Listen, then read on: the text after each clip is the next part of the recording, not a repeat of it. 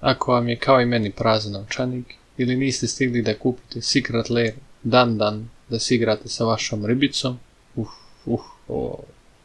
ovaj deo baš zvuči loše. Ok, zanemari ovo što sam zadnje rekao. Postoji način da se igra Magic za čitavih 5 eura. Format se zove LAN game, koji koristi, da pogodio si, samo LAN kart. Sad, kako se uopšte igra LAN game? Treba vam špil od 50 karata, koji se sastoji od 10 planina, 10 ravnina, 10 ostrova, 10 šuma i, ko bi rekao, 10 močvara. Iako zvuči kao igra koju bi predložio vaš drugar ekipi u 3 ujutro, kad svako hoće da spava, saslušaj me i makar je probaj. Sad moramo malo glumiti šizofreniju da u stvari nešto piše na ovim LAN kartama, jer svaka simulira efekat neke karte u Magicu. Ajde da počnemo prvo od Foresta. Forest ima efekat kao ponovni rast, samo što možeš iz groblja uzeti naravno samo LAN kartu. Močvara ima efekat kao zaustavljanje misli, samo što ne plaćate životne bodove jer nisu bitni i nemate ih. I možete, ko bi rekao, izbaciti samo LAN kartu iz protivničkove ruke.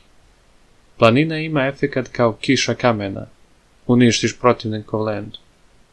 Naravno, plava, najkomplikovanija, pa ona ima čitava 2 efekta. Iz ruke igrate kao counterspell, slično snazi volje, ili ako je odigrate na polje izvučete kartu. Ravnina ima efekat kao pomeranje oblaka, samo što egzajlate pa vratite land koji kontrolišete i odigrate opet efekat njega, samo što ne možete da odaberete drugu ravninu. To su neki znojavci koristili kao način da iznude nerešen rezultat, konstantno targetujući 2 ravnine koju koriste do kraja čitavog gejma. Nemojte da budete takvi ljudi. Sad, kako uopšte igrati? Cilj igre je skupiti na polju svih 5 različitih landova, što zovu domain, ili 5 landova sa istim imenom. Svaki igrač počinje sa 5 karata u ruci, samo što prvi igrač ne izvlači kartu za potez. Ovde nema muligana, pa igraš sa onim što si izvukao. To je to, bukvalno sljedeći put kad budete u lokalnoj karatani, pozajmi 50 landova i probaj igru. Naravno, hvala vam što ste ostali do kraja. Ako vam se sviđaju klipovi, proplatite se kanal, ostavite nam komentar i sve drugo što ljudi govore na kraju klipa.